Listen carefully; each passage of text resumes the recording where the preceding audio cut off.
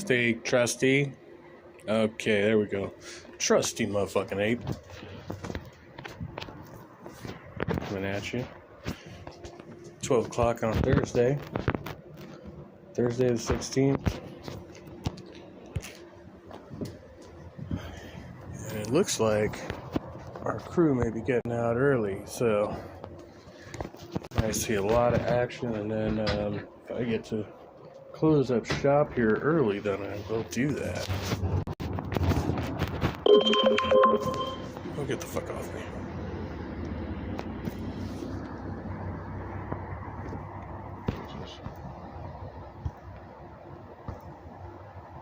Crucible's doing a midnight invasion. Okay, well, I guess we'll start there as I work my way through the watch later list. Oh, it's still in intro mode. Boring. Hello.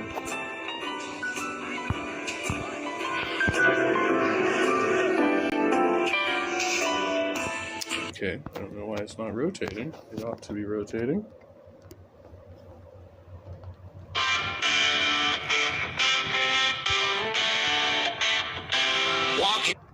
No, thank you. Okay, I'll pick up here.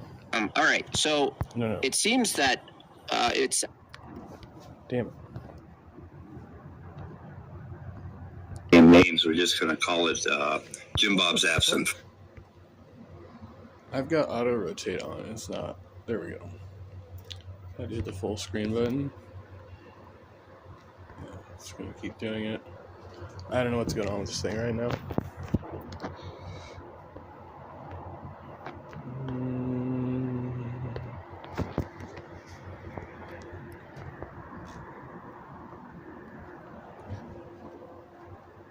Father, I wish I'd turned the volume up, and I wish I had muted Jim Bob faster, because I really think the tirade that happened was appropriate, and kind of I was very happy, even though some of it was directed at us, and we fucking deserved it. But you know, that always puts me between a rock and a hard place, and I apologize for allowing that. Will I never do it again? I'm afraid I can't make that promise, because like Stephanie said, sometimes you got to bring them in, you got to get the poison out. And now my alternative was to go on Jim Bob's channel, and then would have had Beavers screaming, and he would have been in complete control, and I couldn't have muted him at all. I did mute some of the more egregious things he said to Stephanie, and I wouldn't have, you know, I wouldn't have any control. So I mean,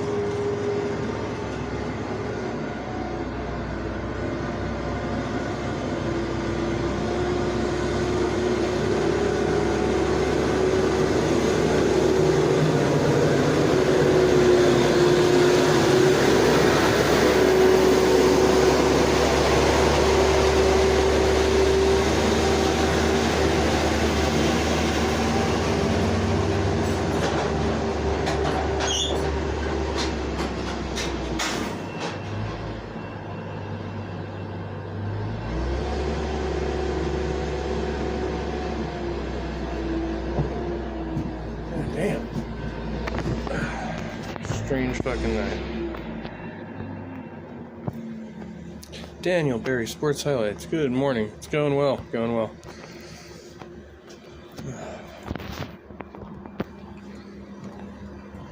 I'm almost 8 hours into my shift. Well, 7.5. Wait, if my math is right. forgive me. I'm trying to run this channel here. I'm trying to get to the ideas, and I'm trying to interact with these people who, face it, these fucking people are gonna vote. It just figures this fucking loader would come back up as soon as I start a stream. They were done with this shit.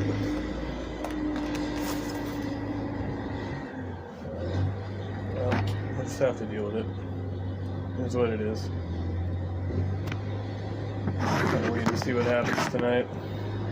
This morning. In November, we have to interact with them. We have to at least get a measure of what they have to say. And I don't know if I won't. Yeah, exactly. To Speed's point, and if we don't interact with them right, they're going to be in that echo chamber. And this is kind of what I was talking about with the Andrew Wilson too, because he's a dangerous dude. Like, it's not just him with his fucking funky ideas, right? But if he is able to essentially, prop up a bunch of other fucking crazy theocrats, right? That they want theocracy. That's to them in their minds, right? Is strengthening their arguments, and every time we ignore that. Doesn't matter, their numbers feel empowered. They feel emboldened.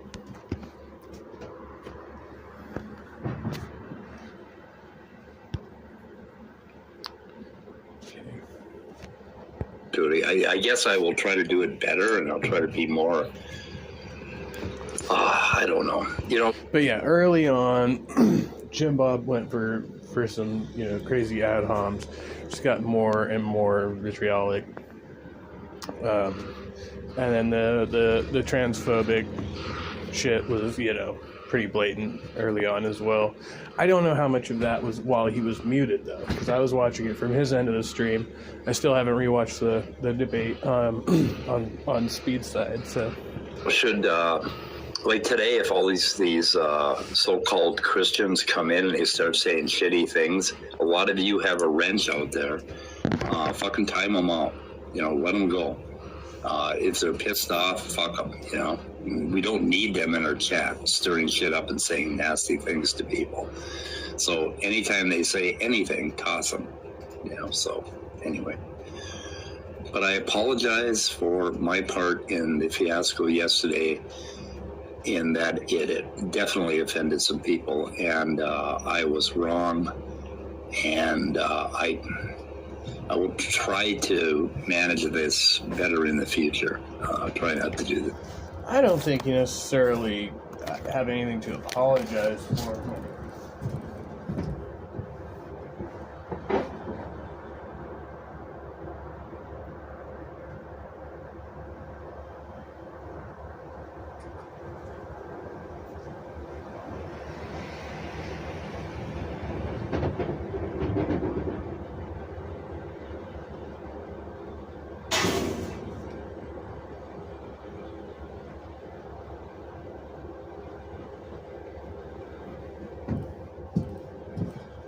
Yeah, I don't think Mike has anything to apologize for. I mean, I'd say, the only thing is, initially when he came in, he was being extremely rude to Scott, and he requested one-to-one with you. I think, that would have been the best way to do it, just to oblige him at that point.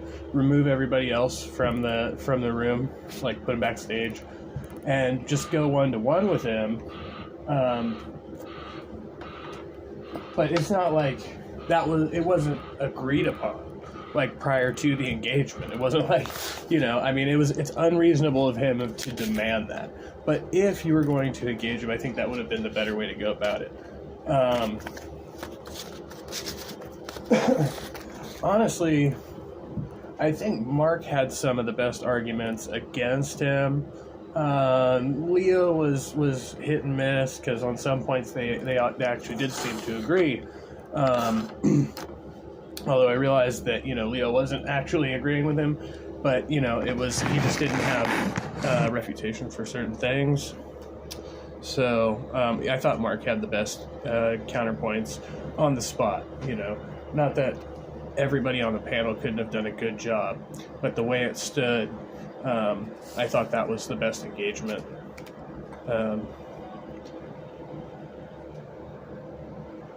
For what it was. And none of them were great, because he's going to stick to a script regardless, the pre-supper. Again, but anyway, and I certainly am never going to talk to Jim Bob again. I got everything I needed out of the dumb son of a... Yeah, I don't think I would talk to Jim Bob. It seems like it would be like a conversation with Darth Dawkins, which is like a non-conversation. It's going to be the dude railroading and haranguing and interrogating and never getting that, a back and forth dialogue going in good faith. Bitch. We displayed his illogic rather well, even though it was all very fast-paced. It was like Rowan and Martin's Laugh-In, right? It was like, a new skit every 5 seconds. Yeah, but I don't need to talk to him anymore. I have a measure of the man, and he falls far short of any standard that I've ever had for having a person that I care about or would talk to. Yeah, it was like Rowan and Martin's Laugh-In, except... Yeah, and Jim Bob himself, I mean, while he's got a pretty big following, his ideas, I think by and large, they're going to go over the heads of most lay people. I mean, you're always going to have that school of folks who say, oh, look at that dumb atheist getting smashed. But the people who actually understand the subject matter, I think he's going to be, like Darth, he's going to be far less, effectual to, the average voter than, say, somebody like Wilson. I think Wilson's far more dangerous in his ideology and his charisma. The guy dressed like a Nazi really was a Nazi. Yeah, that's right. There was that guy. What the hell was his name? That was brilliant. Anyway. Oh. You're referring to Artie Johnson from the... Yes. Thank you, Scott. Anyway. P.S. Lewis? Oh, P.S. Lewis. Hello, Leggers, whoever you are. And I wanted to throw in apologies too. We had no intent of offending any of our friends in the community. Yeah, I don't think you guys really need to apologize for Jim Bob. I mean, this is why I wanted to watch this though. It's gonna come up later. There's gonna be a hell on here, and I watched part of this. It saddens me that we have to apologize for sick people who come on to engage with us on the channels. It's like, hey, it's not my fucking idea, but apparently, it's platforming if we continue to talk to them for, whatever is deemed an appropriate amount of time, which it could vary from day to day, from person to person, right? Like, who do we continue to engage with? I mean, we have to draw our own boundaries, That's the most important thing. We can't let other people define our boundaries for us, including our friends. And like Mike was saying, some of these people, and you might not know until you start talking to them. So a lot of people, Jim Bob already has a reputation, but you may be talking to somebody and then they start saying something and you get caught off guard, and it's hard to know what somebody's going to say. So yeah, and then Leo and Mark come in, and Leo and Mark and I, we have some slightly different ideas about physicalism. Like, Leo and I disagree on abstract concepts, and that doesn't help. That we have different ideas about physicalism, and I don't know if I disagree with Mark all that much, but but fuck, what we're doing here is we're looking at the ideas and the narrative that Jim Bob spews forth on his channel, and that narrative is persuasive to thousands of people. He got 4,500 views on that stream. Yeah, I mean, it's pretty big. It's a large platform. It's not small. But again, I don't know how many of his people are really trolling for Jesus. You know what I mean? Like, it seems to be a lot more of that crowd. Yesterday, where he covered our stream, right? And we got 750 views on my channel, 100 and some on your channel, Dave. And so all of those people were lapping this bullshit up. And so the best we can do is, I can try, and I consider myself a philosopher, even though I hate philosophers. Well, what you had was people raiding the streams from Jim Bob's channel, right? He how his shit works. They're trolling, and it was a raid. It was obvious. Myself. And the best we can do is try to explain how some of these ideas work. Okay. And how these ideas go wrong, how the narrative goes wrong. And we can try to educate all of you guys out there, all you guys who are going to interact with these people at some point. And I can try to persuade you to my hardened view of physicalism, because my hardened view of physicalism is absolutely immovable when it comes to this kind of bullshit. Unfortunately, putting it into dialogue and fighting on your feet in real time, not so easy, especially if you can't get people to agree to the model in the first place. So anyway, I wanted to cover a few things here.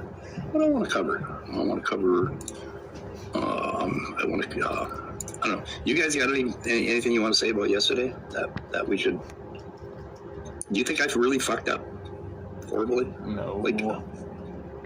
No, like I said, we spent how long talking about his arguments, and he was in the chat for how long, and it was kind of like, okay, well, he's not going to come on or anything. And then he came on.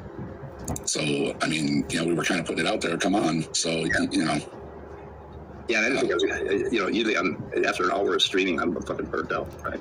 So, but I mean, there's a lot of people, though, that go into the Lion's Den, and you can half freaking behave yourself. You know what I mean? Yeah. He strolls in and he's like... It's a large panel. I mean, it's really hard for you to control that. Like I said, short of just, putting the whole panel backstage and going one-to-one with the guy, you can't control what the fuck happens in those interactions. You know what I mean? Like... Shut up. And it's like, I mean, I didn't do that when I was on his channel. I didn't do that when I've been on some other channels that were the Lion's Den. You know what I mean? I went in there to talk, and I did my talk, and then I left. So that's just beyond. It's beyond rude. I mean, come on. Okay, here we go. Now to give you some idea of who these people are, at Fredo3161, and I quote: "That lady losing her shit at the end was hilarious. Complete emotionality." Right there. What is he saying? Oh, women are emotional and men aren't. Women are so emotional, that, we can just discount them because they're emotional. Well, listen, dude, you have these aren't even the people who are doing the hate speech in the live system, and unfortunately, most of it is after the fact connected to your dick. I mean, I think, it's generally accepted that women are more emotionally driven. That's not like, it's a stereotype, but there is some, like, a grain of truth in it. And you're emotional too, except your fucking dick is the only thing that comes up, right? It's the only thing that comes up. Empathy doesn't come up. Reason, all the things we love about emotions doesn't come up. Just your fucking dick. It's appealing to people's worst sides. That's all it is. It's stirring up, name calling and sexism, racism, bigotry on down the line, and just for laughs, and they're not even. Well, I don't want to say it. Never mind. Go ahead. Maybe we should. Okay, and it gets worse. Complete emotionality, even told all her dudes to shut up. Now, we're not her dudes, for one thing, and she's not ours, and she doesn't rubber stamp everything we do. But then he says, couldn't control her at all. Now, just dwell on that. Yeah. Couldn't control the women in the stream. Ooh, we men need to control the women in our lives. And that leads right into the whole fucking thing of domestic violence and why women are being... all you had to do was hit the button. I mean, you had the control. Yeah, and I let her go because I thought it was amazing. I thought it was fucking amazing. I wish I had turned her up. I wish you had better audio. In fact, if I get a good transcript of that, I may just... and she was absolutely right. We should have said it for her. We should have said it for her. We had no excuse for not to... But right here, you can see the kind of fucking sick... But we were trying to laugh it off, though, and it was at the expense of some people in the audience. That wasn't fair. We were trying to ignore that to try to get to, point out his arguments, and so... Well, fuck, I would have had him muted the whole time. I would never have let him say a word if it... Yeah, he says a lot of stupid shit. He was calling us dummies, and the insults were flying so fast that I couldn't fucking... And the mute button on fucking Restream, when you click on it, it waits a full half a second before it does anything. And then, of course, me and Scott were both muting at the same time. Yeah, at that point, I mean, that's when you just throw the fucker backstage. I mean, if he stays in, you give him a minute of timeout and let him come back. He's gonna keep fucking with you as long as you can keep unmuting himself. Same shit Jill does. I don't know, make an extent. Mute button was smoking. I'm glad that I had the fight, and I'm surprised he didn't rage quit. But he doesn't do that. He sticks around. He's a bruiser. Yeah, no, he just rages out like full on the streams, which I think is fucking hilarious. That's great. He's got, I would say he's got less. He is less composed than Darth. engagement like that. I think, like the fact that he just goes to call you a dummy, a doofus. What else was it? Like the insults he used. Like it's like at least Darth tries to be somewhat clever sometimes. I mean, he's still kind of stupid. But yeah, that's some third grade bullshit. Anyway, you would say that Yabish made Fajet. What the fuck is this? What does that mean? Answers in atheism. You would say that Yabish made Faget. Bish made Bitch made, faggot. Because they won't allow those words on the YouTube. They get flagged. So you bish, that's fucking. I called you it. The rap people say bish instead of bitch, so it can get on the radio or whatever. And then faggot is pretty obvious. Oh, I know. Okay, I got you. Okay. Oh, he's calling you a faggot, yeah. Yeah. Jesus, that's pretty We're all beta. When we get back in the Stone Age, she's the first one getting fed to the wolves. I think you're going to be first. I'm proud of her and all that. What church that boy goes to? What's that? I wonder what church that boy goes to. Yeah, I know. Yeah, I'm sure they're all just. The ladies are all properly dressed and they're sitting next to their little hubbies and taking. The funny thing is, I know a Christian couple who I've known for 30 There's 40 Grayson's comment in there and say, huh? Where? Oh, That's a good one. fucking love tsunami. I'm sorry, I didn't mean to interrupt you. It caught my eye. Okay. Anyway, I know this couple, good Christian couple, Bible thumping fundamental Christians, and one of them, the husband insists that it says right in the Bible that the woman should be in control of the household, and he is like, he's one of these guys that if his wife even Run from the loader.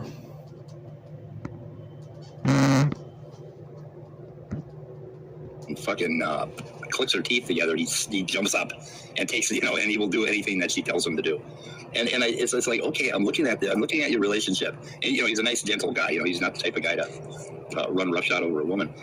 But he insists that he's living according to this biblical plan. But she is so much in control of that household that it just kills me. Every time he brings it up, I want to say, "You're not wearing the pants in that family." I mean, I don't want to mention his name, but holy shit. My grandparents were dear, sweet people, but you knew who ran the house, and it was Grandma. Yeah.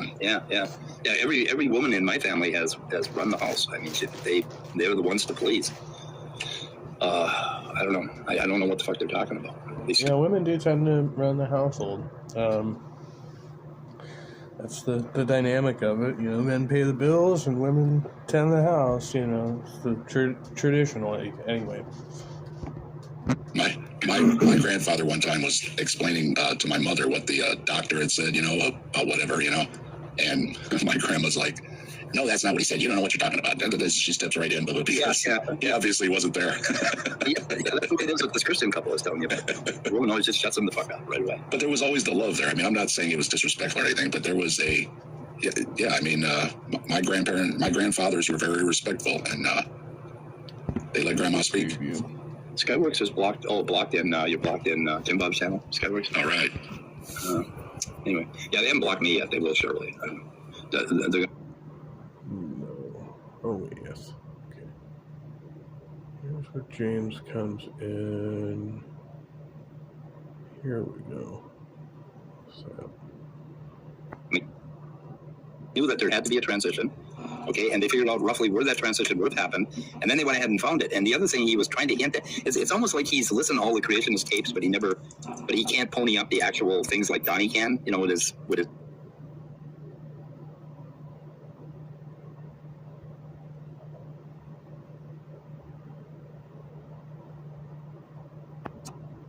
Yeah, I caught that.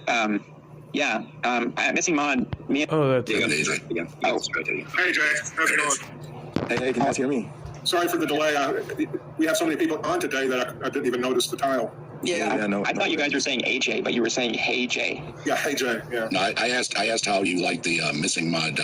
Yeah, I caught that. Missing Mod. Me and her have a love-hate relationship. You got a love-hate relationship with AJ Missing Mod. All right, good to know. I had no idea. See, I don't follow this shit too closely. But I was listening to the tail end of this somewhere along the line with Jay, and I think Stephanie comes back in. But she's a good artist, and so am I. Is he But, not young Earther, right? She's a A compliment. flat earther. Go on. Flatter. Oh my God. I believe. Yeah, she's a young earther. I'm just gonna say yes because she's Atheist Junior says Missing Mod is a good artist. a very strong Hope and fan. So Jay, am I an asshole? So I'm not here to call anybody names. No. No, Mike. I don't think you're an asshole. At all. But I do understand where people's disappointment comes from in these situations, and there's just some things I think we should think about. So one thing that's kind of become important to me is this notion of counter spaces. The idea that within larger institutions or larger communities, people that are marginalized tend to find certain spaces where they feel safe and supported, and those. So, counter spaces or safe spaces. You create safe spaces for marginalized people, and if we engage with a person who makes people feel unsafe on the internet, right? Because the safety is like regarding your feelings. So this is like, okay, there's the balance. Like, who are your viewers? Like, know your audience, right? And it's like, okay, it's the worst thing that's going to happen. People are going to get their feelings hurt. They're going to change the fucking channel, right? Because it's YouTube, right? It's not like, if I had, my black friend over and we were, playing poker or something in this purely hypothetical scenario. And then, it's like a KKK member shows up at the door and I just let the guy in. You know what I mean? We're on the internet to fucking argue with Christians.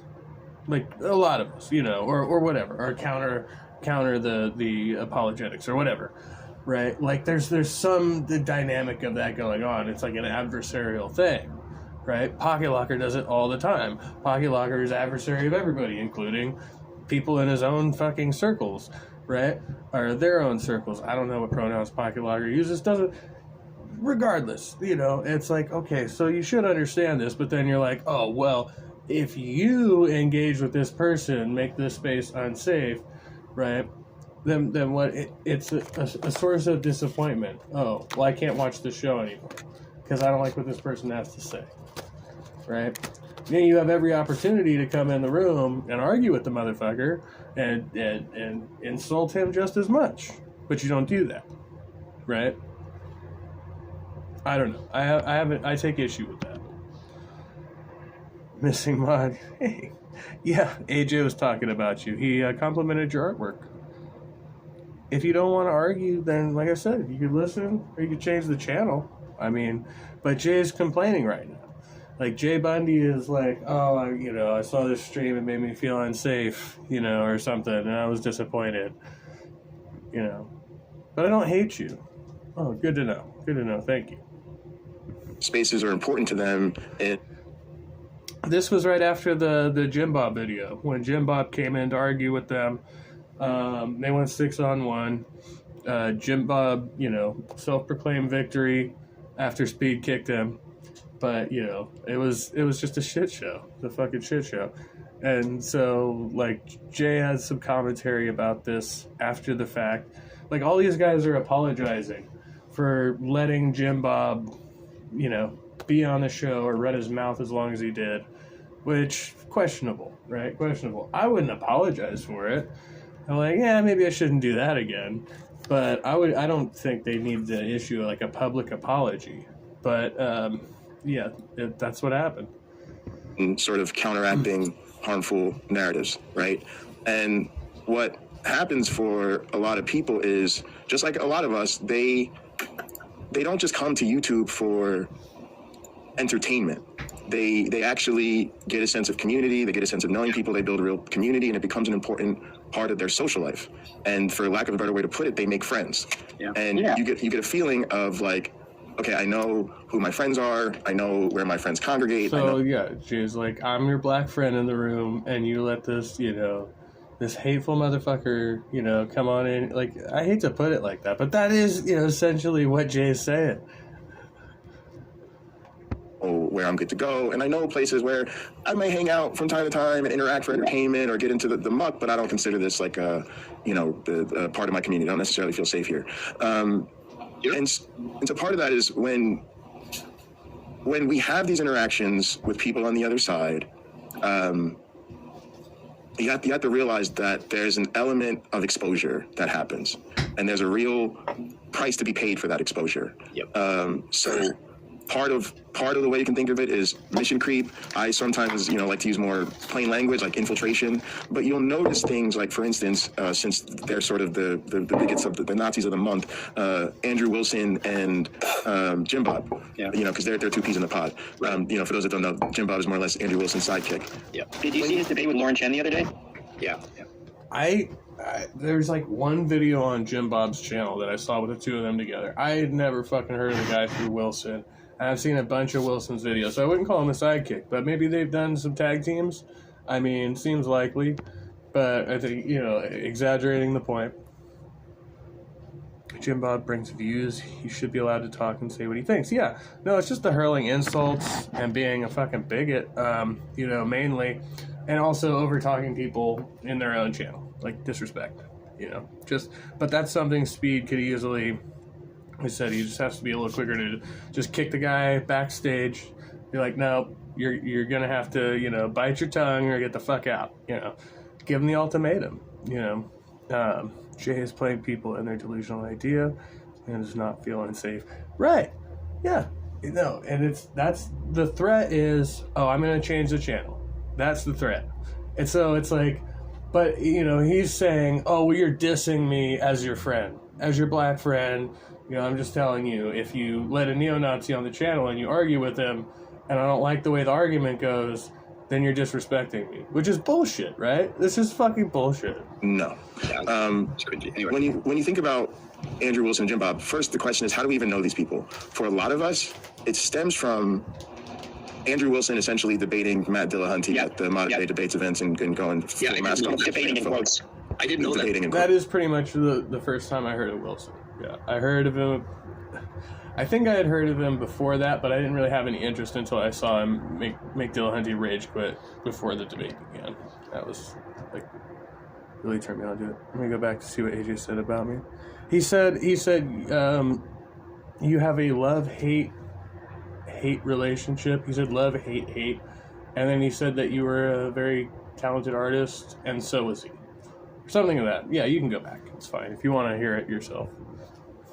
It was like right before you came in. Yeah, me too. Do you know what I said when that happened? I said that if Dillahunty's wife had been black or African American, and Andrew Wilson, or Papa Fascist, which is his real name, his real name, Big Papa Fascist, If it had been that way, and he said nothing but racist jokes and shit the whole time, nobody would have supported him as openly as they did, or maybe they would. I would like to think they would, but you know what I mean. Like, or if he had gone up there and used like a hard R, I don't think, but it's still culturally accepted to, be transphobic in our society today. Unfortunately, it's still, it's getting better, but that was one thing that I realized is that how many people support this open transphobe, and it was very kind of saddening to see that the level of support he got and donations. Okay, Jay, you weren't done yet. No, that's cool. We can have a conversation. So it's good to see you. It's been a while. Yeah, you too, AJ. You too. It's actually good to see all you guys. We all know each other and have history, and we old friends. We old friends now. For all you guys. While I got you here really quick, I don't want to sidetrack the discussion at all. Jay, I've said it on my channel before, but I've never said it to you directly. I am very, very sorry. I sincerely, humbly apologize for the way that I treated you a year ago. It was not called for. It wasn't right. It's not justifiable. I was having a bad day. I was in a bad place. I shouldn't even have that stream running. We had a lot of dumb decisions that day. But how I behaved that day wasn't okay. I don't want to say that publicly. I appreciate that, James. It's all good. Me and Jay had offline. We can chat. We had some disagreements, and I went on his show, and we worked it out, and now we're best friends. I remember that. We bonded over wrestling. That's my go-to. If you can even just pretend to like wrestling for 5 minutes, you can get in my good graces pretty easily. There's been some ups and downs, but we're still all good, right? Yeah. So I wish more people would do that type of thing, though. I would like to see more of that, like reaching across. Like if you're having a problem with somebody, it might just be a misunderstanding, but I think people are so isolated in our sort of technological society today. I think people would prefer to just talk shit on the internet instead. So Jay, you would probably say I shouldn't do again what I did yesterday, but what else would you have to do? I kind of want to step back, right? Because to be honest, Mike, all right, I missed a little bit. Sorry. Missed months at BRB. Oh, okay. See, Andrew is a nice guy. Yeah, he can play nice. I've heard Andrew playing nice, but you know, when he goes in hard. And I think he has some bad ideas.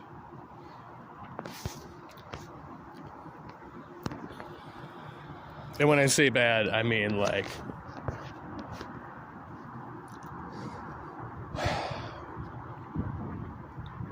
objectively wrong. We all do these things, and we all have channels. Immoral, I should say that. Immoral. Yeah. And I think everybody has certainly the right, to handle their channels and do what they want, right? And I also think I do believe we need like a diversity of approaches. So I don't think it's useful to tell people, hey, I think you should or shouldn't do this. I just like to say, here's things people think about, right? And I don't. If any of these people that you can say, oh, you should interact with this person or that person or whatever, like most of us have interacted with them, right? Or seen somebody interact with them in a way that we liked or supported, right? So I try not to be that cut and dry. But let me just kind of finish this line of thinking. I think once that Matt Dillahunty debate happened, right? A lot of people recognized what Andrew Wilson did was wrong, and they didn't support it. They thought it was bad, right? But if you listen to a lot of the dialogue in the community around it, there wasn't a whole lot of, oh, that was the right thing to do. Oh, first of all, I just want to say quickly, I think Matt and Arden, and somebody can correct me if I'm wrong, I think they're just domestic partners. I don't think they're married. I keep hearing that said. Somebody's correcting me about that recently. I'm not sure if they're married. But nevertheless. Doesn't seem like highly relevant, but I think you're right about that. I thought it was kind of romantic, like stand up for your partner, It seemed like instead a lot of people were critical of Matt, right? A lot of people were like, no, he should have put that aside and he should have finished the debate. Right. Because that's the tactic. It's to go low blow, it's to go after somebody who can't defend themselves and get you angry. Right? So he wasn't able to address the argument, which is why I agree. Like the debate was never had because he got him to rage quit over something that was completely unrelated and irrelevant to the fucking topic. And it worked. It worked. And it would have been better if he actually finished the debate.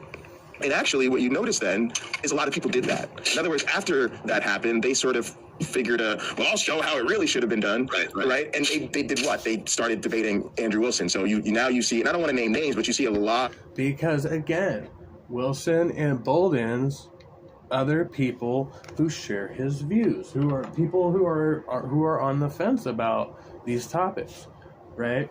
He is convincing to a good number of people. So you have to counter those arguments. You can't just let it hang. You can't just it would be like any other religious or political stance that is antithetical to yours. You need to argue against it. Otherwise, you're just sitting here complaining about a problem and not proposing a solution. That was really nice. Did they just say we have a love-hate? Yeah, exactly. He's fun. AJ's fun. Of popular atheist or left YouTubers that a lot of us follow and know about, they've debated Andrew Wilson lately, either on their channels or on his channels or whatever. And what happens then is these people who are their defenders or their supporters go, oh, hey, look, we found a new community of atheists to interact with and have discussions with and have debates with and essentially antagonize. And so you go from something like MDD, which is probably like... That's the same thing that we do, though. The same thing atheists do as soon as... I do it. Find a new Christian channel and they're doing apologetics. There's a good chance I might cover it at least once. Depending on how interesting I find the arguments. I want to say it's an atheist, it's a debate channel, right? It's a debate channel that we all know about, but don't necessarily feel like it's, I would say, part of our community, right? It's like a platform, stuff happens on it, we talk about it, but, we don't like hang out with MDD people or consider them like friends or anything like that, right? But it creeps. It goes from the MDD circle to YouTube creators. Well, wait, you're talking about a platform that's geared specifically... Again, towards it's a neutral platform for debates. So what are you going to have there? You're going to have an adversarial dynamic, right? That's the point of the platform. So you have platforms that are for that, and you say, oh, well then, is this our safe space? And so basically, they're what they're asking Speed to like commit to is this going to be our safe space or no? Are you going to allow debates to happen here? where you let, you know, people of other persuasions speak their truth and, you know, get away with shit that otherwise, you know, we wouldn't, you know, tolerate. And I've done that here. I've done that here plenty of times. So, no, I don't agree with that. I think if you're going to, I mean, yeah, I mean, you can take that line where, okay, I'm gonna carve this out. This is consistently going to be a safe space for people. But I've hosted plenty of open rooms for Christians, and you know, like you can't do that in that context and expect to have honest and open engagement, right? Because those other people will not feel safe to voice their views, and you're going to have to kick them out in order to cater to a particular segment of your audience, right? So it's unless you're doing that all the time consistently, it's really not manageable. Or say pretty close to our friend group, or you know, maybe a degree or two away. Which is one of the reasons, like, I don't comment over on Pocket Locker's channel. I watch Pocket Locker streams. I don't go in the comments to push back, specifically because I don't know if, you know, what's up with, you know, and some of his mods are over here too. I know that. You know, we've got mutuals, but you know, and I don't want to disrespect somebody else's channel like that. Like, if that's your boundary or whatever, you know, each person is drawing their own boundaries. I'm gonna respect those individual boundaries, but I don't expect everybody to share the same boundaries. I don't expect other people to try to dictate mine and tell me who I can and cannot talk to and when I need to draw the line. That's up to me. All of a sudden, they're talking about Andrew Wilson. Now they're talking about Andrew Wilson. Well, here pops up Jim Bob, because Jim Bob's got to defend Andrew Wilson. A lot of times he brings Andrew Wilson on wherever he's defending him too, right? And so you see it just get more and more into our spaces. And then what that does... No, I don't care. Because, no, you're saying it's not about it getting into our spaces. We're criticizing the other side, right? That's what we do. Like, that's what the atheist experience was all about. The difference was the dynamic was you had Christians calling into an atheist show, right? Which is what you have now. But they're able to, you know, in this case, like with Jim Bob, on a larger platform, they're able to go and contra that, make a whole other video about it, and critique it, right? And we can do the same. Is for our marginalized friends who felt safe in our channels and thought they had friends, they now deal with our chats that used to be cool. They're not so cool anymore because we got trolls trying to antagonize us all the time and trying to turn everything into a debate and saying foul stuff in the side chats, right? And then the issue with a lot of it is it's a distraction. At the end of the day, Jim Bob's not a good actor. He's not, there's nothing you can say or educate him on that's going to change his epistemology. And at the end of the day, to be honest with you, a lot of that stuff doesn't even matter to those guys. Because if you get to the, well, then now what? Well, then now what? Jim Bob isn't here to talk about epistemology. At the end of the day, he's only arguing epistemology because he really wants to argue for his God. And he really only wants to argue for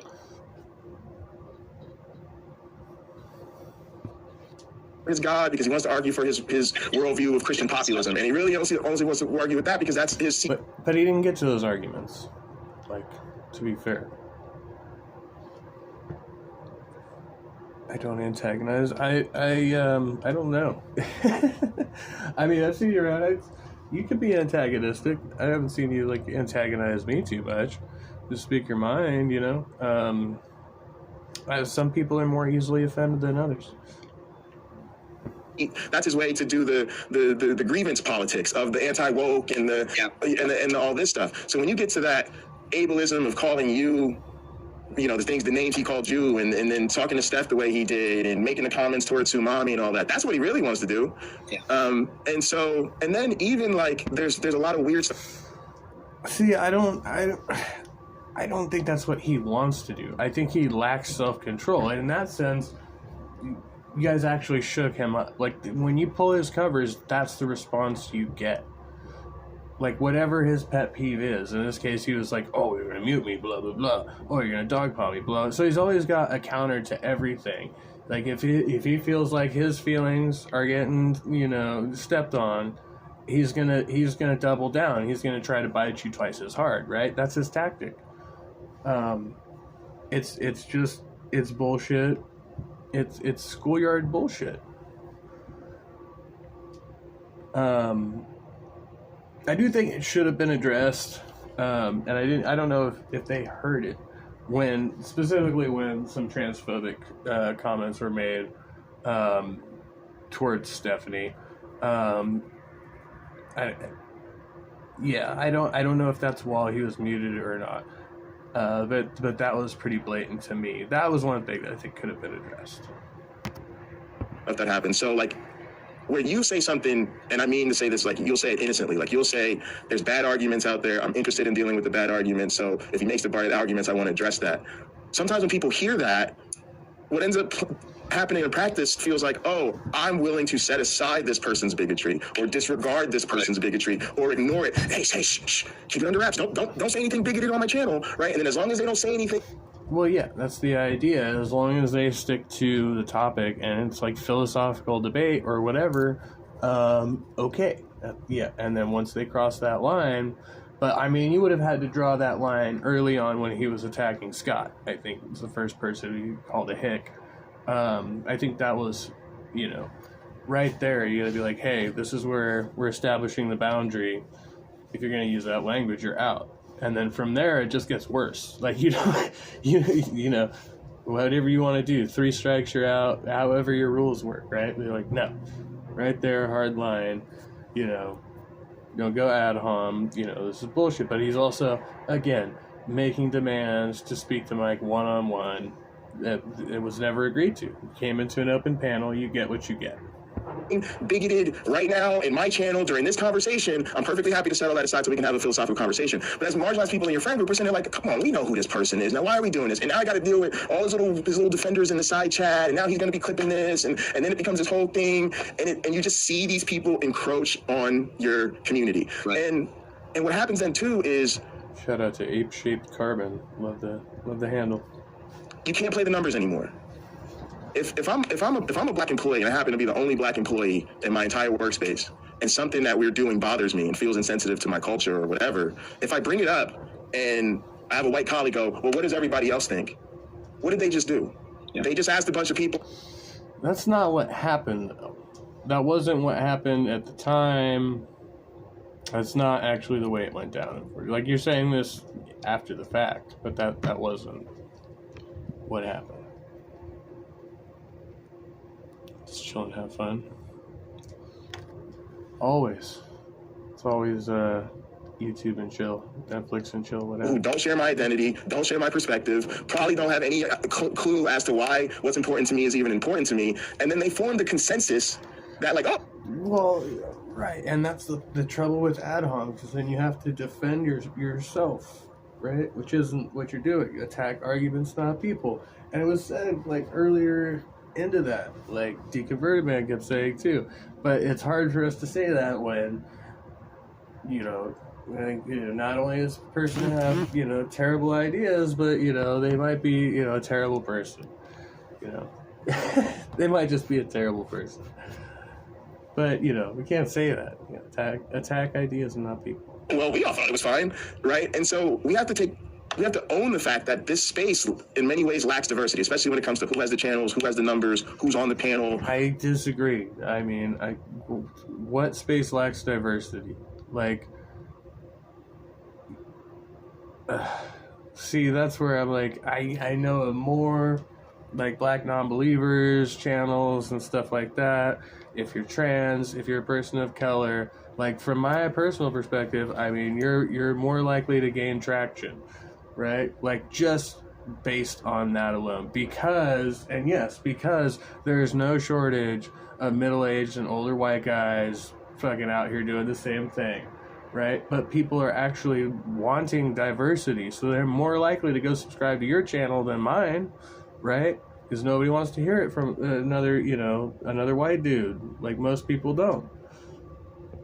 Who's got respect and all of these things. And so there is going to be a sense in which the dominant culture in these spaces is like, well, it's really important to have the conversations. It's really important that we always sit down with them and that we're nice to them, because in many ways, the people in the dominant culture who have certain amounts of privilege, that feels okay to them. They don't understand what it says about the bigger picture. They don't understand that it feels like our feelings and our issues and our struggles are being set aside so we can have a 3-hour philosophical debate with somebody who doesn't care about the philosophy anyway, right? So that's where some of that comes in. Jay, Jim Bob to me was a prop, okay, because he had a set of bad ideas. And what I'm really interested on this channel is explaining my version of physicalism, which I think is really solid and really defendable. And so when I see somebody that's, done egregious things philosophically, I seize on him and I get a little obsessed with him. But I think I'm going to make a change in that I want all my moderators to kick these son of a bitches off the channel as soon as. And I think that should have been expected. Christians always mischaracterize physicalism and materialism, right? Their views on it are incoherent. They say Every something time. like that. Number one, because I didn't give them permission before, and I'm going to probably create a few moderators with superpowers so they can ban people or whatever. So, Like, when you need speed is to develop some sort of minority report type thing where you can just ban people before they even come on the stream. Yeah, there you go. But when I was asking about, we'll get there because Mr. Anderson, I have a lot of things to say. He's a guy. Yeah. Well, I asked you about saying that a mechanism was offensive because I thought you meant when he said, "Oh, your dictionary must say that men can get pregnant." I thought that's what you were talking about, which was offensive. I think. What the hell was that? I don't remember. Yeah, that's what he said. Because men can get. He was slipping in all kind of little dog whistles. It's just a transphobic thing, like, oh, you think men can, get pregnant? It's like, no, I think that trans men can get pregnant because they still have a uterus. Oh my God, I don't know what the hell that was about. But my mechanism is that I think that any biologist or evolutionary biologist worth his salt today understands that mechanism is a way to teach biochemistry and teach certain cell functions, but that's not really kind of what's going on in the cell. The cell is not a fucking machine. Yeah. Oh, and Mr. Anderson. Oh, I wanted to say one more thing because I actually am going to run, but I was watching Jim Bob's stream later in the stream. I don't know if he was doing one today, but he was. I could quote him as saying, because people were talking about how like Andrew Wilson was kind of like a sexist dick to Lauren Chen, even if she's an idiot. But he was saying like you can't even prove why it's wrong to mistreat women. Like he said something like that. Yeah. Oh, he comes up with he comes up with a cringe moment like in 50 minutes. Yeah. But I bullied Mr. Anderson into making a YouTube channel, so he is my creation. I am Dr. Frankenstein in this scenario, but yeah, I actually have to run now. But okay. Yeah, me and Steph are here to fuck shit up. Two people I definitely want to see are here. All right, let's go. Okay, we want to hear the waters. Mr. Anderson was first in queue, so you know what? I'm conversation with you. Let me just say before you start, you better run, AJ. Yeah. Silly Willies. Okay. Yeah, I think with AJ at some point. I don't know how. Yeah, first of all, I think since Stephanie is here, I said this to you in text earlier, Stephanie, but like, I really appreciate that. I just want to say again to, for everybody that like, the level of like poise and grace that you showed in the face of like some serious bigotry was frankly impressive. I'm a cunt. Give me some. Well, hey, look, you can be mean and poised at the same time. Oh yes. Grace can be deadly. Well, he was calling. Oh, gee, what was he? Was it Dave or Speed that he was calling Helmet Head or something? Helmet Head. That's me. Okay. Yeah, look, Yeah, I think he was talking to Dave. And that's like, dude is just childish, extremely childish. Like, if nothing else, like, I think that's the worst part about it, because we're talking about getting our feelings hurt, and when it truly is some grade school shit, it's like maybe we do need to toughen up a little bit, just a little. You big dummy heads.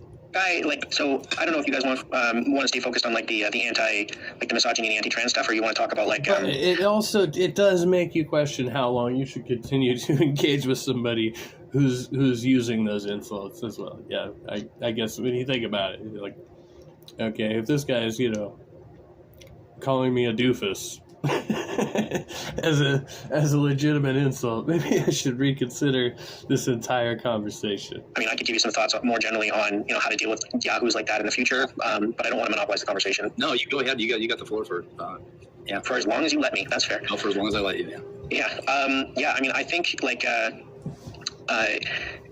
it's kind of like I think of it as kind of like smoking out the snipers, and he loves to like sort of just throw in these little insults and digs at people.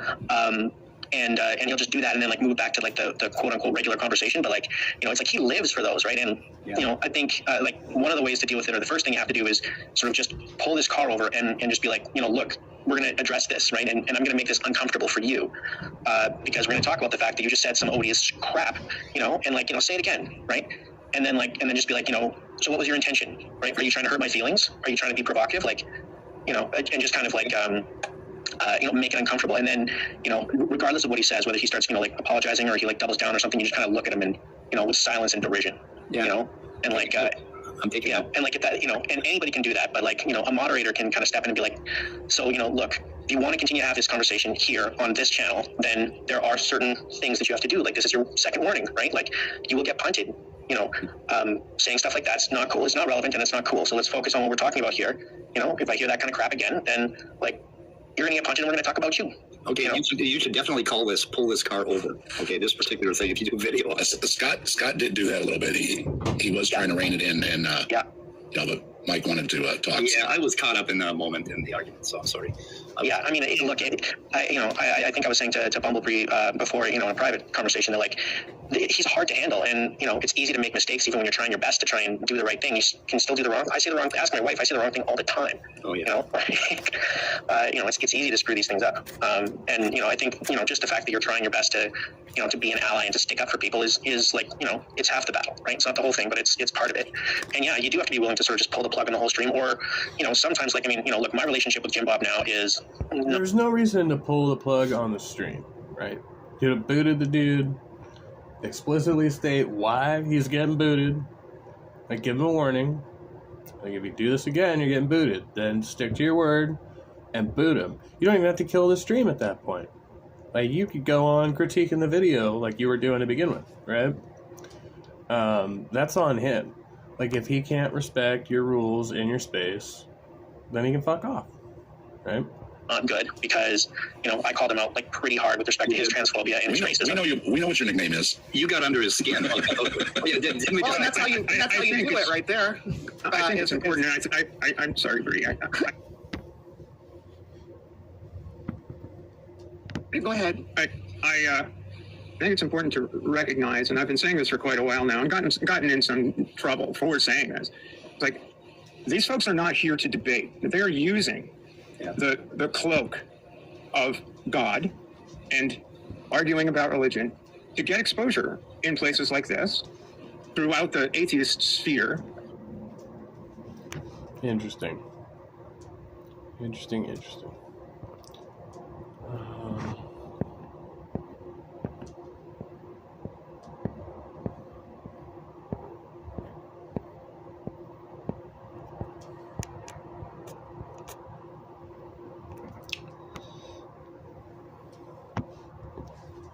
I thought I saved it.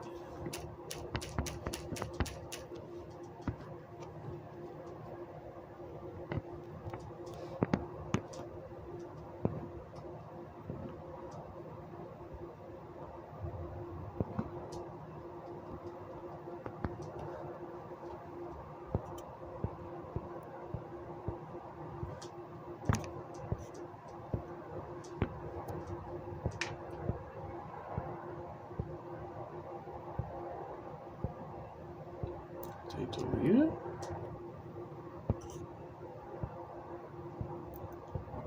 Huh.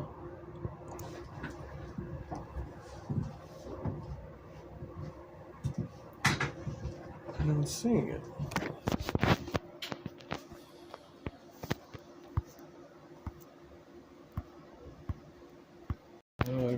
Home share it here.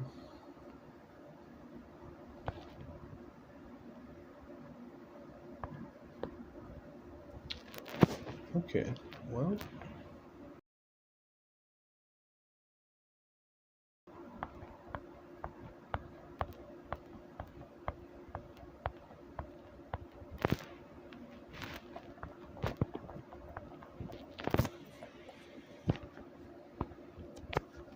Bollocks.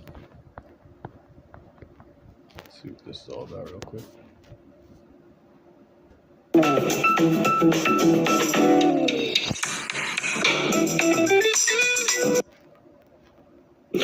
Hello, it's Attorney Mike Griffin coming to you from Chicago, as usual, right on time, perfect, maintaining my high professional YouTube standards, as always.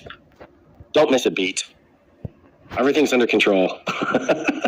No, I did. I set up the stream for 420, and I had a thing, and then I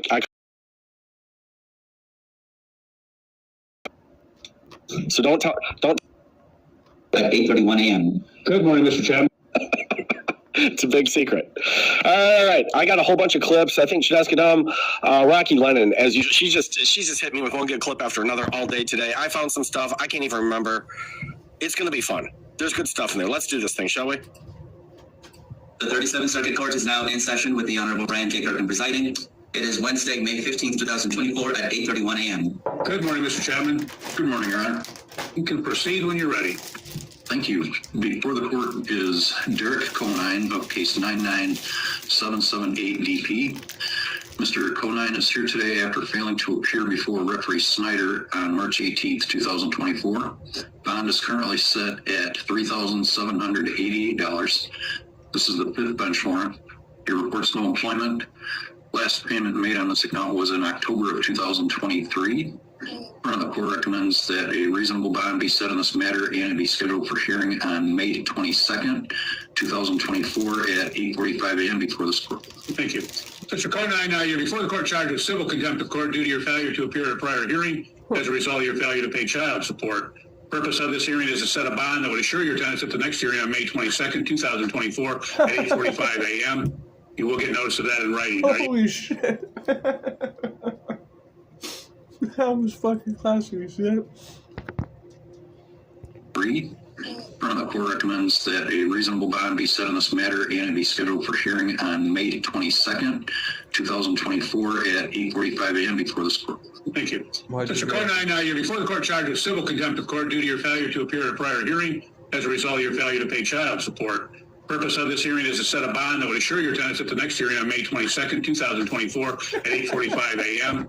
You will get... Just lays his head down. This guy's my hero. Notice of that in writing. Are you able to post a bond, sir? Yeah, but I'm not going to. Oh, okay. Well, we'll do your... Yeah, but I'm not going to. Bond in hopes that you would be able to be released. I'm going to set your bond in the amount of $1,000. If you're able to post that, you'd be able to be released. No worries. Y'all can feed me on the... I ain't paying no more. Okay. Okay, you're free to go. Have a good day. Thank you. Did you catch that, Your Honor? That middle finger? No, I didn't. Yep, he just flipped you off. Oh, okay. Well, we'll reduce your bond in hopes that you would be able to be released. I'm going to set your bond in the amount of $1,000. If you're able to post that, you'd be able to be released. No worries. Y'all can feed me on the... I ain't paying no more. Okay.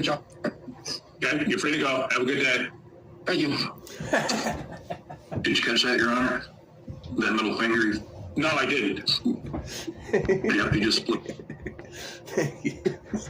Flips it off. Flipped you off. He was probably just waving by, that's all. Mm-hmm.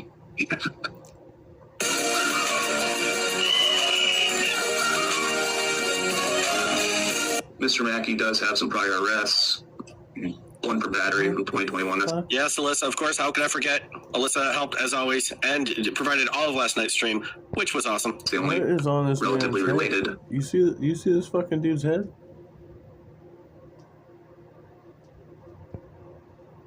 Lower right. What the fuck is going on with that? Is that his hair? What is that? Incident that would have any effect on this, but I don't see anything domestic violence wise. All right. I happen to be defendant hurt during that. Okay. Sorry. Oh, there's like a... Mackie. Okay, I thought that was like part of his... like. So there's something on the ceiling that's like... Okay, like a smoke detector or something. His hair does look kind of weird though. I thought that was part of his hair. Yes, sir. Were you allowed to talk without the teacher calling on you? No, sir. Okay. Court's kind of like that. Don't talk unless we ask you. Understood? Okay. Yes, sir. Particularly when you have a lawyer, because you may make statements that make his job more difficult. And so, all right. Oh, man, I got to get together. Mr. Vandermore, this is a felony file 241743FY. I'm going to read it to you. Mary Silverstein appearing on behalf of Mr. Vandermore for purposes of arraignment. We reviewed the charges and waive a formal meeting. He qualifies for a court-appointed attorney, and we ask the matter be set for probable cause and preliminary examination. right, so sir, you will have the public defender as your attorney for this case. You wish to address bond? Yes, Your Honor. Mr. Vandermoor has a way to get to and from court if released. It's my understanding he has not missed a court date, and he's unable to afford a bond as it's written. Sir, are you on probation from your last conviction for possession of methamphetamine in 22? Jesus. No, I'm not. You should be. I believe this is a $2,000 cash surety. That is a low bond given the record and the charges. That is no drugs, no alcohol, no marijuana, no driving without a valid driver's license. We already have next court dates. May 9th is your probable cause conference. May 15th is your preliminary hearing. That's in courtroom K in front of Judge Cashless. You will get copies of those dates and times. You must show up for those dates and times. You're all set. So there's no PR bond? No, sir. You wouldn't have gotten a PR bond anyway. $2,000 cash surety is. Do you really want me to explain to you why you're not getting a PR bond? No, sir, that's fine. Okay. You only have to come up with $200 in cash for the bond you have. If anything, your bond should be higher, but I'm not going to raise it on you. All right, thank you. Warren?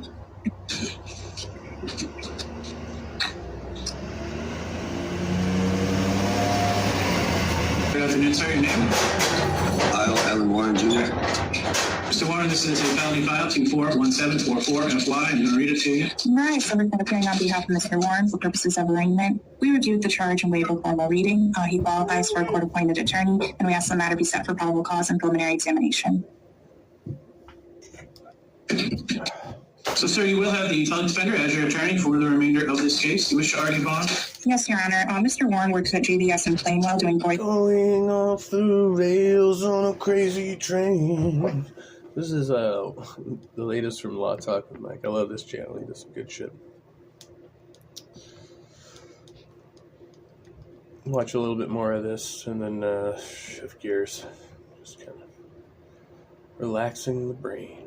And refrigeration work. He's had that employment since 2011. He's very concerned of losing that employment if he remains incarcerated. It's my understanding he has a place to live and work that's not with the complaining witness in this matter, so he can abide by a no contact order. He has a way to get to and from court, and he's unable to afford bond as it's written, and we ask the court consider that in setting bond. He's also cranky as hell. Okay, sir, do you have a dollar amount you can make? Without being able to make any calls, I really don't. Okay, then there's no point in me adjusting your bond, sir. I would have adjusted it to a dollar amount, but you wouldn't get a PR bond on this. I don't even know where your record's from. You're a habitual offender third, and you've had prior DVs, and they're not from Malibu County, so. What the fuck was that? Did you hear that, like, screeching in the background? We'll leave it as a $5,000 cash or surety. That is a protective conditional bond, sir, meaning you cannot have any contact, direct or indirect, with Lyle Warren Sr. You cannot go where that person lives or where they. I would have helped you, but you had to be a jackwagon. So too bad, so sad. Go back to your cell. Work, you cannot consume alcohol or any other controlled substances. You cannot possess a firearm or any other dangerous weapons, sir, on copy. You cannot leave the state of Michigan without permission from the court. Do you understand and agree to those rules? Yes, sir. You already have next court dates. You have a probable cause conference on May 9th. You have a preliminary hearing on May 15th. That's all in courtroom A in front of Judge Scotchless. You will get copies of those dates and times. You must show up for those dates and times. If you're not out on bond by May 9th, you are able to ask for a different bond every time you're in front of judges. You're all set. Is there any way, sir, that I could get that to a $200 cash or surety? I know I have Yes. that much in my If you had said if I could get a hold of I would some, have changed it to that in a heartbeat. But you didn't say that, sir. You just kept it. I don't know. Going on. I love the judges grinding him with it. Like you could have. You had a chance. And worse, I would have done it. But no. You had to give me that BS response. On and on. Trying to get a PR, I guess. Going on and on. I was trying to explain to you that without having indirect contact with that. Oh shit, buddy. Fucked up. You fucked up. Ooh. You seen that? I haven't seen that in a long time.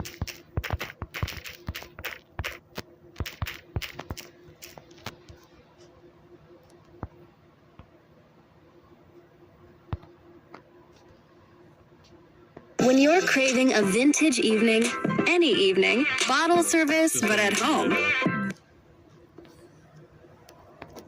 Part one is when your rice run out. Number two is when you scrape pan with metal spoon. First, my wife leave me. Now you scrape pan with metal. Drain it. What's she doing? What's she doing? Drain the. Oh my God! You're killing me, woman. Hiya, drain the. She's draining rice with colander. She's trading rice with Colin. You antagonize Mark sometimes. Yeah, I heard. Yeah, hey Lemon Pie, good to see you. Hi. Hello, my name is Uncle Roger. Today I will react to a video sent to me by a And hello, Eloino.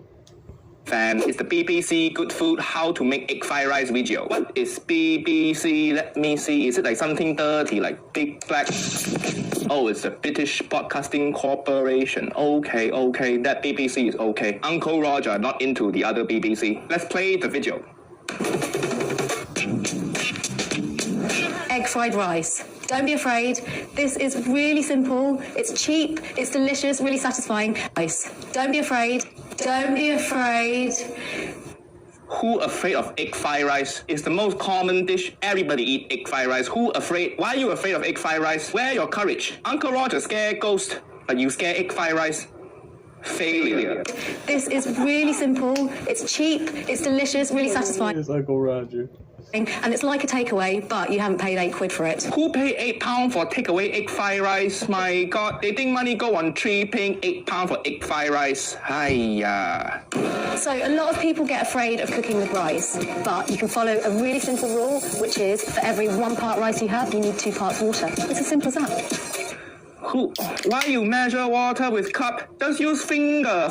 You put rice, put water until finger. First join the finger. That's how you measure the water, not with British teacup. Hiya. First step all wrong already. I am not confident this video is gonna be good. Enough rice for around 2 people.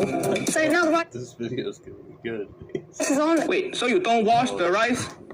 How you don't wash the rice? Just cook the rice. Now the rice stinky like you. Where you learn how to make rice? Some white people cooking school or something. So now the rice is on, it's time to crack on with the eggs. Oh, haha, crack on. I see what you're doing. So punny, so humorous. I dying laughing. I dead now. I've got a frying pan here, get that onto a medium heat, and then just add a little bit of oil. So let that heat up. So 1. Okay, egg and egg I'm fried going to try and do rice. this one-handed. Oh, okay, that's pretty impressive. I give you that. It's halfway. Once it's on a simmer, you want to cook it for around 10 You minutes. know what I don't like? Uncle Roger don't like induction stove. You know, those stove with no fire. Uncle Roger need the fire. Who use induction stove? It's so lame, so not satisfying. You go camping, you set up campfire. You don't set up camp induction stove. Oh, come everybody, come sit around this camp induction stove. Let's tell story. Let's make marshmallow. 10 minutes. Wang your eggs in. Wang your... What she say? What she say? Wang your eggs in. Wang your eggs in. Don't put wang anywhere near your egg fried rice. Don't wang anything in kitchen, okay? That's how I got fired from Chinese restaurant. Onto a plate, leave it to one side. Okay. Okay, rice. We are looking good. The rice not looking good, you lying to people. So wet. Drain it. What's she doing? What's she doing? Drain the... Oh my God! You killing me, woman! Hiya, drain the... The rice. She's draining rice with colander. Hi. How can you drain rice with colander? This is not pasta. I've never seen anyone drain rice. This is not pasta. Your rice too wet, you fucked up. Don't bring colander into your rice cooking. Hiya. Get a nice rice cooker. Don't mess with saucepan like this lady here. Don't mess with colander. If your rice too wet, you recook the rice. No way to save wet rice. Has quite a lot of starch in it, which will make What the hell? What the hell? Uncle Roger is so upset. I put my leg down from chair. Why are you running water through You're ruining the rice. First you use colander to dry the rice, and then you put water. Then why bother drying the rice? Who cook rice like this? How did this woman get on BBC Food? They never asked Uncle Roger. Uncle Roger teach masterclass on making rice, but this woman colander on the rice, then water through the rice. This is Uncle Roger sad now.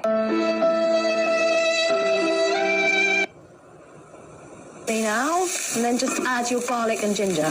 Garlic, ginger, okay. Classic Asian seasoning. Okay, this one okay. And then you want to put all the other ingredients in. Rice. Oh, the sad gloopy rice that ran through colander. The egg. Spring onions. And peas. And then you just want to stir it all together and cook it through. For about 3 to 5 minutes. This look okay, but look too healthy. Where your MSG? You don't use MSG. How to make good egg fried rice? This is just white people egg fried rice. MSG is the king of flavor. If you sad in life, use MSG. If you're happy in life, use MSG. Put MSG in everything. It'll turn it better. You just get a baby, put MSG on baby. You'll be better baby, smarter. And that's done. Time to plate up. The colours are still vibrant. No.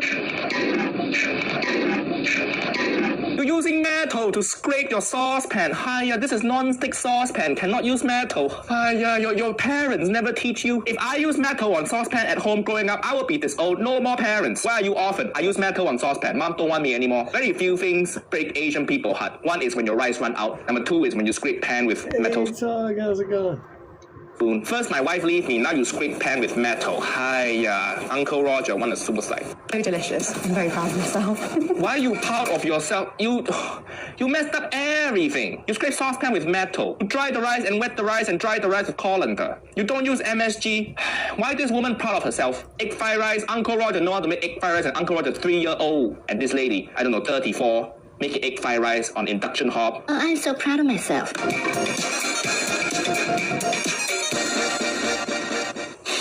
BBC Good Food, this is not good video. People use this video, make egg fried rice, and they think egg fried rice disgusting. Not good for Chinese culture. BBC Good Food, next time you want to make egg fried rice video, ask Uncle Roger.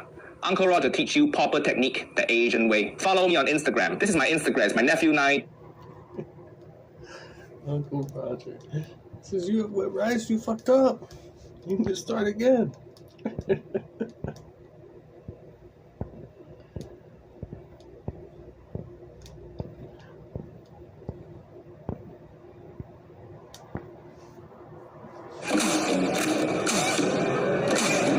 What's for dinner?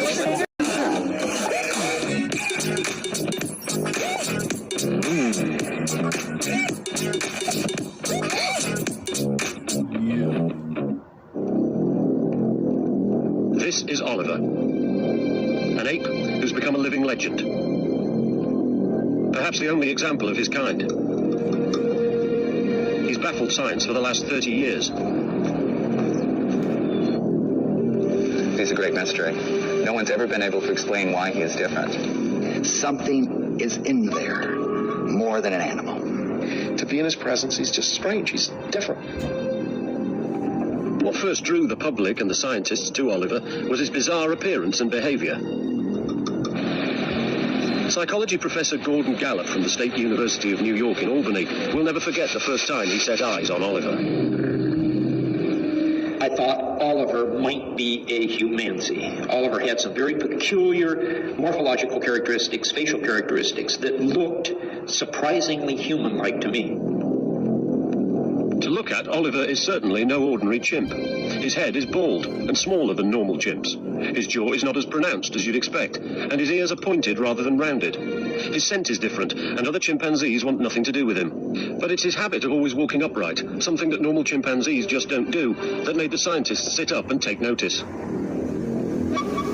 He'd been brought over from Africa as a baby in 1960 by animal trainer Frank Berger, and spent the first 16 years of his life with the Berger family at their home in Blackwood, New Jersey.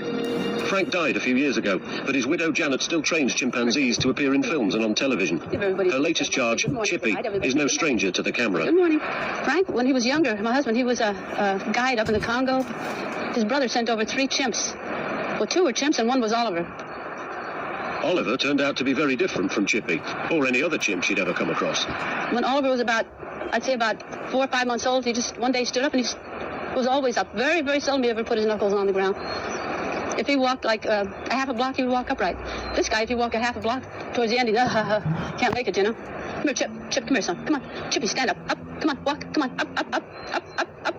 Because of the way their hips are made, most chimpanzees can only walk upright when coaxed like this, and then only for short periods of time. Unlike Oliver, Chippy soon goes back to walking on all fours.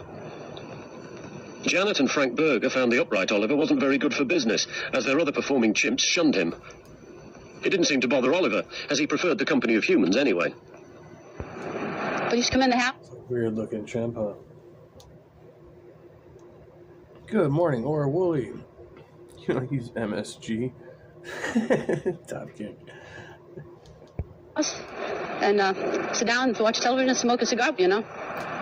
You could give him chores. You'd say, put hay in the wheelbarrow and take it over there. And he'd look where you're pointing, he would take it over there. A chimpanzee, you turn him loose, give him a wheelbarrow, he's gone. He's up a tree somewhere, you know. Oliver didn't behave like this to get any kind of reward. According to Janet, he simply wanted to do what humans do.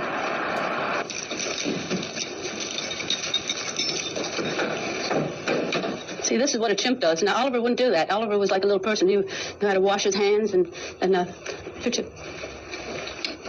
That's a typical chimp. Look who's up here. Look, who's up there? Who's that guy? As Oliver reached sexual maturity, it wasn't simply being house-trained that singled him out from other chimps. He developed an interest in Janet Berger. You know, I always thought he was a cross between a human and a chimp. I did. The way he acted, I've been around chimps all my life, and he was altogether different. And his problem was, when he was 16, then he wanted to make love to women, you know? He'd get a hold of you, couldn't get away from it. How to help Frank? He didn't bite or nothing, just going to hug me and kiss me and whatever, you know? Oliver was becoming a real problem. Janet started looking. Could be a groper. See some bestiality going on here. Is it bestiality since we're all primates? I don't know. For someone who could take him off her hands. Don't put your face on it. Don't lick it. Professional pianist Vincent Pace was a friend of the Bergers and had known Oliver for years. He knew that Oliver's sexual advances towards Janet were becoming serious and that something had to be done. She went in this particular day and he became aggressive, and he turned her around quickly, put her head down, bent her over, and he mounted her. Vincent considered buying him. He even invited his mother along to meet this possible new addition to the family. Her reaction was typical of a first encounter. What? That's crazy. He was monkeying around, indeed.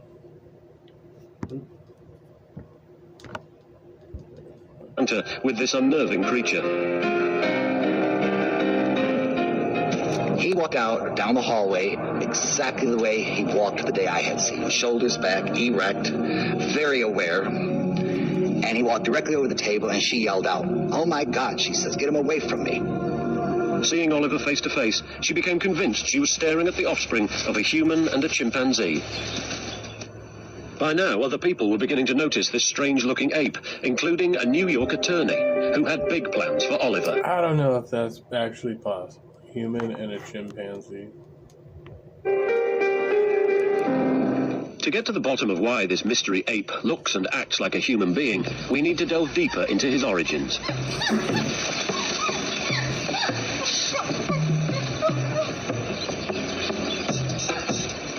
Oliver comes from a part of Central Africa, where traditionally some people live cheek by jowl with our ape cousins. In this remote village, several chimps are kept as household pets, although their status within the family is very low.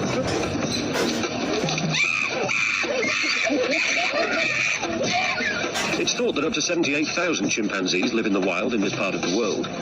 Could Oliver be the offspring of some unspeakable union between human and chimp? Could this account for Oliver's strange human-like behavior and appearance?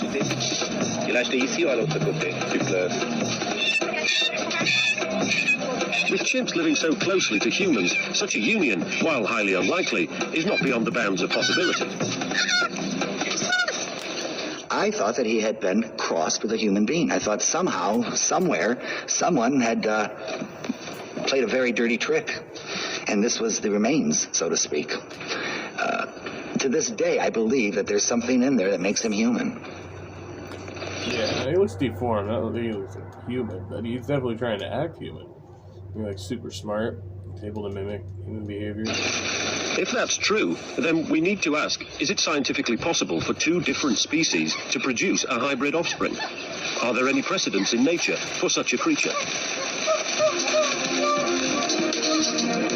Come here. Oh yeah, Liger, right? They got Ligers.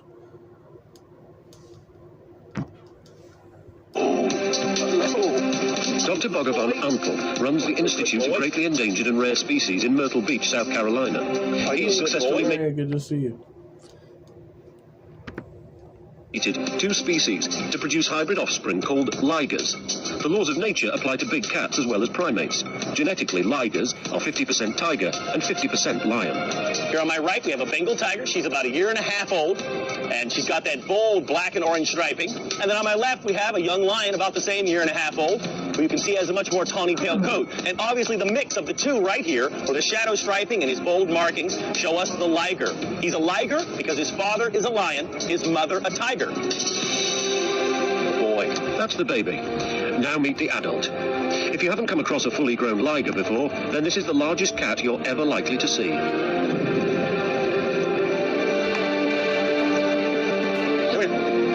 Samson, up, up, down, down.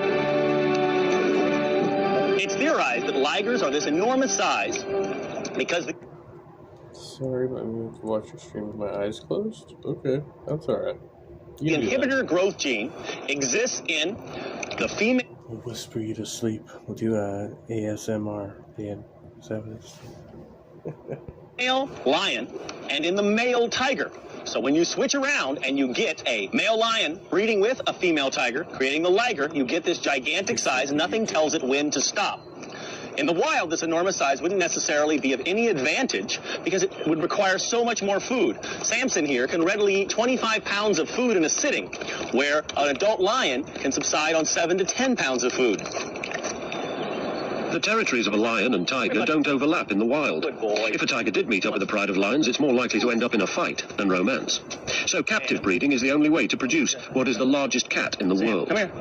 There it is. Up, up, up, up, up, up. There it is. Up. Height. Get close to him.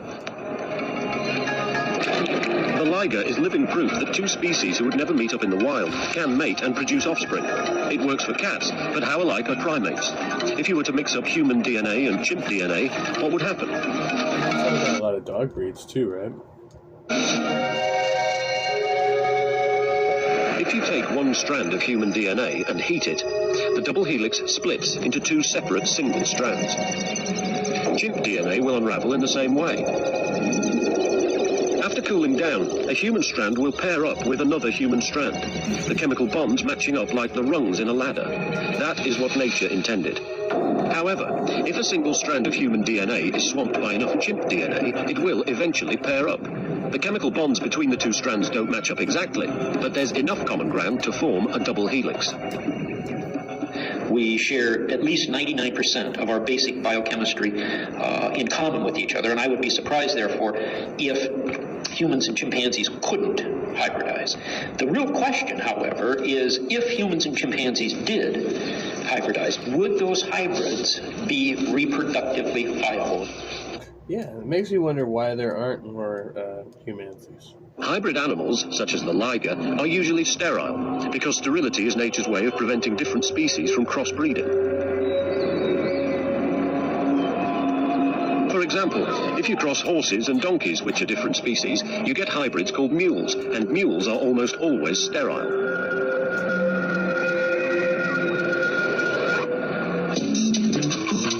If a human-chimp hybrid were fertile, it would mean humans and chimpanzees are members of the same species, forcing us to re-examine the whole idea of what it means to be human. It's not possible to say if Oliver is fertile, as he's never been attracted to female chimpanzees, and as a consequence, has never mated. Back in 1976, when Janet Berger was looking to sell the over-amorous Oliver, his picture appeared in a magazine. It caught the attention of a New York attorney. So fascinated was he by the creature in the article that he just had to go and see Oliver in person. Michael Miller knows all about the law, but he wasn't quite sure what to expect from a chimp that walks upright. I'm waiting for him to come in the room. I'm actually nervous. And then I said, can we see Oliver? And they took me out into the barn. I sat down in a chair just like I am now. And Mr. Berger went into the other room, came back, and there was Oliver on a tether. And I was blown away. I don't even know I don't have words to describe how I felt. At that first meeting, Michael Miller took these pictures. What he saw that day convinced him to buy Oliver there and then. But he had competition. I was in the process of purchasing them, and someone outbid me, a lawyer from New York City who had other ideas for him, outbid me by $6,000. And even though the Burgers and I were very close, I couldn't come up with the money at that time, and they sold him to Michael Miller. I was heartbroken, absolutely, personally heartbroken. It would be 20 years before their paths would cross again, but Vincent Pace would eventually come to play a crucial role in Oliver's life. Michael Miller bought Oliver for $8,000. He knew nothing about keeping chimps, so he asked Oliver's previous owner, Frank Berger, to look after him. After all, he couldn't take him home to Manhattan. What would the neighbors say? Well, they thought I was crazy. I mean, everybody I knew thought I was crazy. They hadn't seen them. And so I just said, I just bought this ape. It's the strangest thing ever. So I walked up right, and that's nice. But Manhattan attorney owns Bigfoot was not a story he was going to be able to keep to himself for long. Soon, a journalist sensing a scoop came knocking at his door. And he said, look, I want the exclusive story and I want a photograph. Or I'm going to put it out on the UPI wire, and you're going to have everybody in the world coming to your door.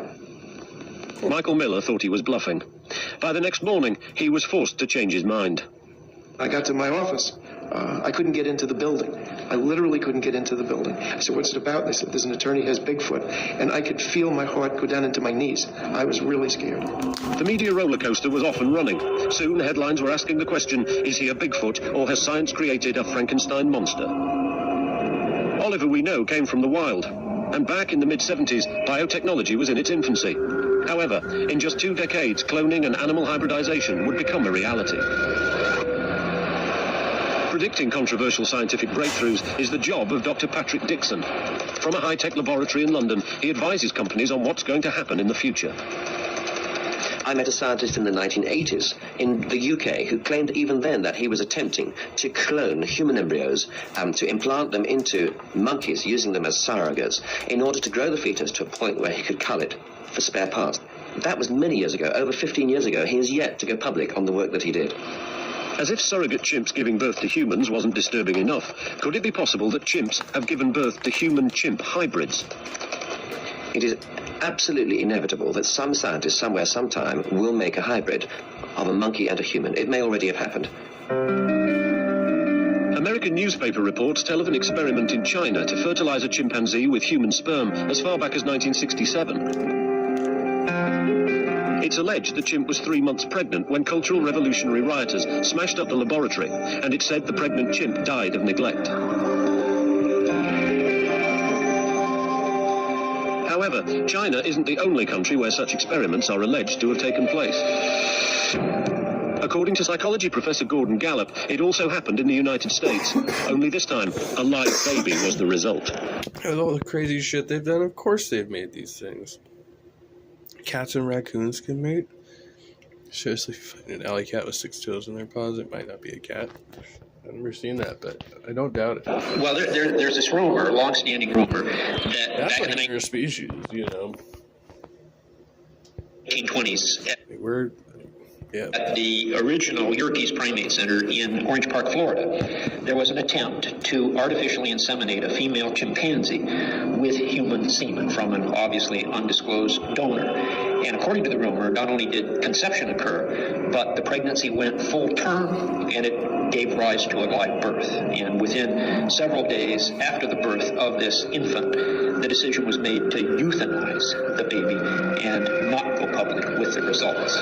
I had a former professor who was at the Yerkes Primate Center at that time, and he confided in me that, in fact, it did happen. That doesn't make it true, but he was a very credible source.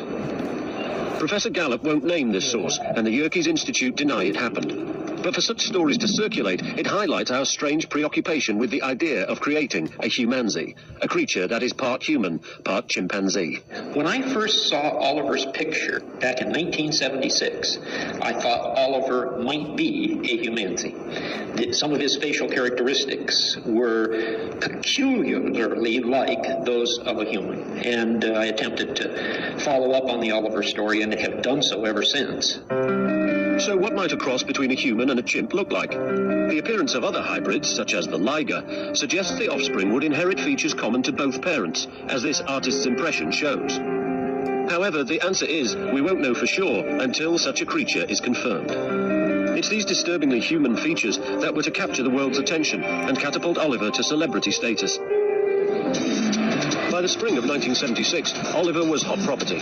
Owned by Michael Miller, but still handled by his old trainer Frank Berger, this ape that walks upright and acts like a human being was invited This from the 90s? to be the star attraction at the Explorers Club annual. I thought Trudeau was, but that's an insult.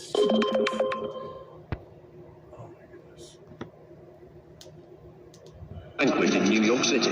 He created a sensation. The curtain opened, and Frank Berger came out with Oliver, walking him on a chain tether, and walked him back and forth, and it was absolutely dead silent in the ballroom. As you can see, his head is rather small for proportionate and not proportionate with his body. It's approximately 2/3 the size it ought to be. Mr. Berger, could you run him once again just so people can... I've got to answer that. I'll be right back.